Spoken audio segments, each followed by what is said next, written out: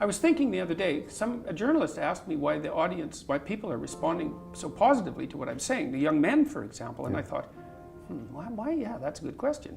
He says, well, I'm actually on their side.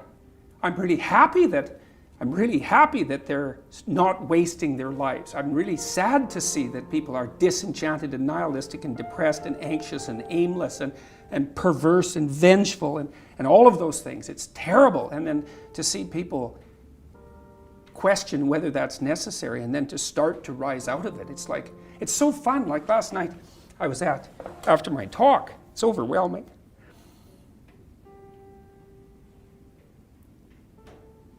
I don't usually think about these things, but I was after my talk last night, and so all these people line up, and they have their 15 seconds with me, and they're kind of tentative. They're excited and attentive when they come up to talk to me, and then they have 15 seconds of time to tell me something. I'm really listening to them, and they're hesitant about whether or not to share the good news about their life, and I think it's often because when people share good news about their life, people don't necessarily respond positively. They don't get encouragement. And people need so little encouragement. It's just unbelievable. And so they'll tell me something good, and I think, oh, that's so good. Somebody says, oh, I'm getting along way better with my father. I hadn't seen him for 10 years, and now we get along. It's like, God, great. Yeah. And the power of that, you can't overstate the power of that for individuals to get their life together. The individual is an unbelievably powerful force, and every single person who gets their act together a little bit has the capacity to spread that around them. It's a chain reaction, and so it's a lovely thing to see. And that's fantastic. Our daughter ended her life at 24 due to depression. If someone is determined to end their life, how can one change their mind? Oh, well, first of all, I'm very sorry about that. That's a terrible thing. Look, I had this friend,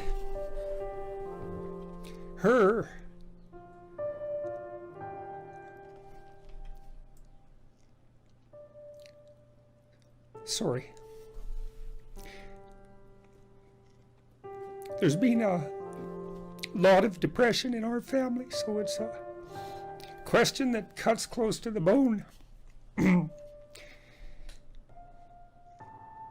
Anyways, I had this friend, a friend of my parents, and her granddaughter committed suicide, She was just beating herself up about that.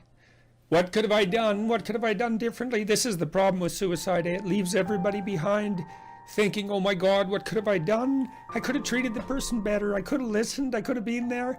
It's like, and she was just beating herself up about this, really feeling that she wasn't a useful person, that she'd failed as a grandmother. She's a really good person, And so I went for a walk with her, and I said, and she's married, and she likes her husband, and he's a really good guy. And I said, look, you're blaming yourself for your granddaughter's suicide. It's like, are you blaming your husband? Are you sitting him down and telling him what a useless bastard he was as a grandfather because his granddaughter committed suicide and how he failed completely? She said, no, I'd never do that. So I said, well, don't do it to yourself. One of the things that has just blown me away in the last year, because I've talked to lots of people live, but also lots of people online. But it's more obvious live, and it's obvious in this theater as well, is that I've gone around and spoken, and a large proportion of my audience has been young men, under 30, something like that. And I've spoken to them a lot about responsibility. And what's so odd about this is that of all the things that I've spoken about, because I can see the audience and I can feel how the audience is reacting, because I'm always paying attention to all of you insofar as I can manage that. So I get some sense of how what I'm saying is landing, which you have to do if you're going to speak effectively to people. And what happens is if I talk about responsibilities, everyone is silent, just like they are now. Silent and not moving, right? Focusing, attentive. Say, pick up your responsibility. Pick up the heaviest thing you can and carry it. And the room goes quiet and everybody's eyes open. And I think, that always makes me break up.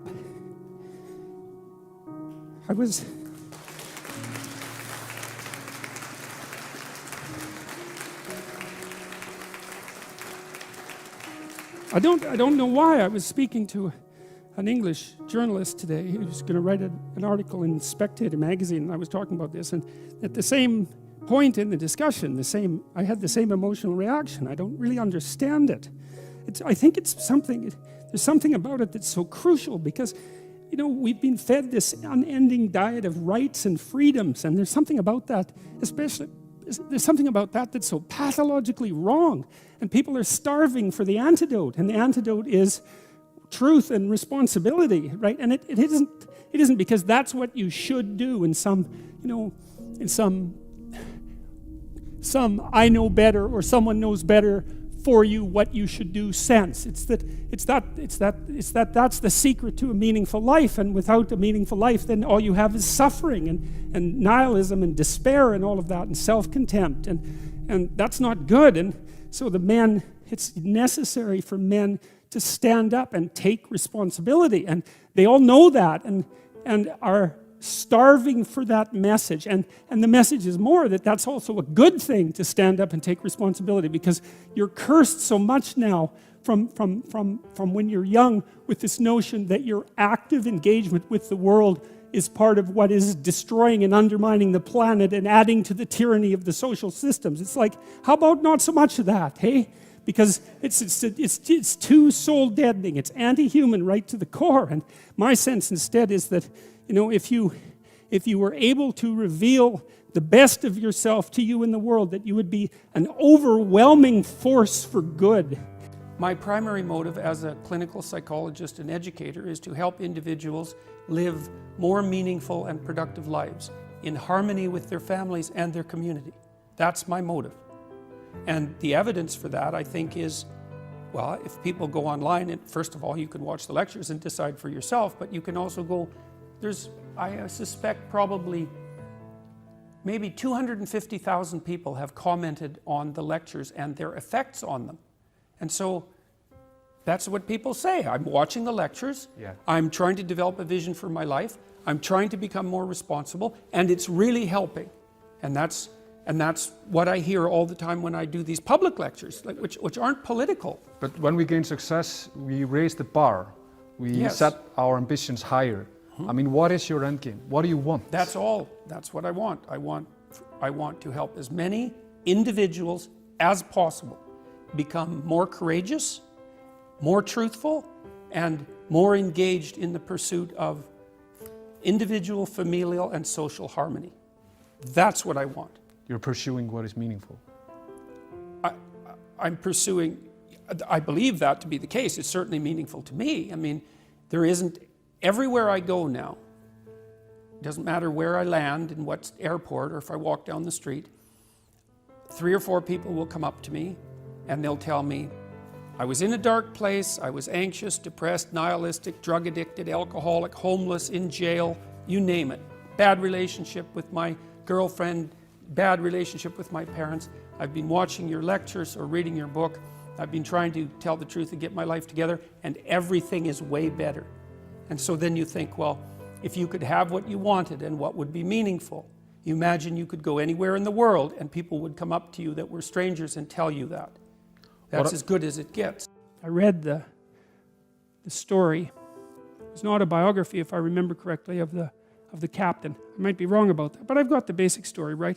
Well, they had a shipwreck in the Antarctica. And then they were there for a whole year in the Antarctica, and none of them died, not one. He didn't lose a single man, not one. He kept their morale high. And then they took this boat that was on the ship, and they crossed like 400 miles of the roughest ocean, the roughest frigid ocean in the world, right? You don't go in that ocean. And then they went to an island, and they walked across the island, across these mountains that no one else has ever climbed since.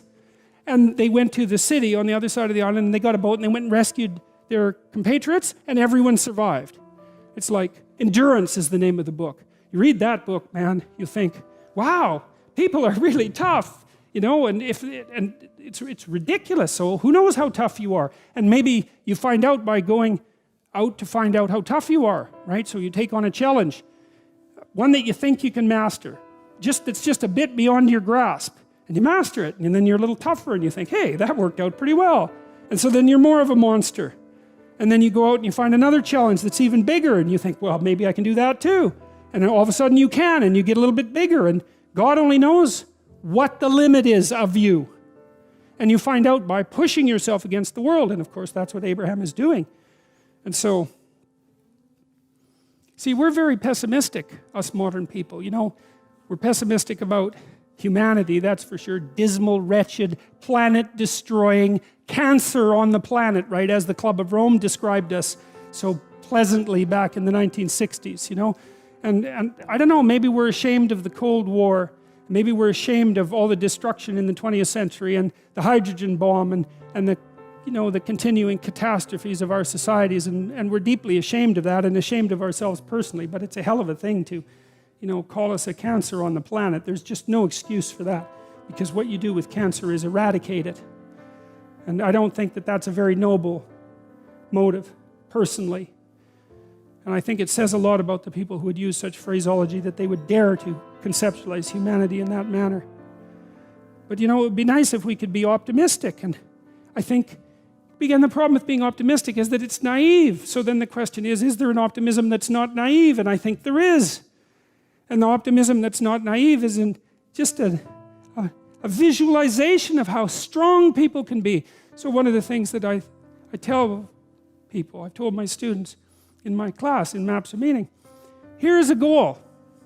You want to be the person at the funeral of your father that everyone can rely on. How would that be? You want to be the person who's broken and useless and adding to the misery in the corner. And look, I'm not making light of people's grief. You know, I understand grief. But who do you want to be when there's a crisis? Right? Do you want to be the person that everyone can turn to for strength? It's like, why the hell not? Why not that as a goal? That'd be a good goal, because then if there's a crisis, and there will be, it won't be such a bloody crisis, because there'll be someone there that can deal with it. You know, so when I went and talked to these people at the funeral home, I envisioned that. I thought, okay, well, this is something you have to contend with if you're going to be alive and adult. You have to contend with death and suffering, and you have to be ready for it. And you have to be there for the person, because that's all they're going to have. And so there's a goal, man. And in this time of nihilism, you know, it's what's the point of life? People ask. And they're taught that at universities. What's the point of life? Everything's interpretation. Humanity's a cancer on the planet. You know? Well, how about no? How about not that? How about that there's something to us?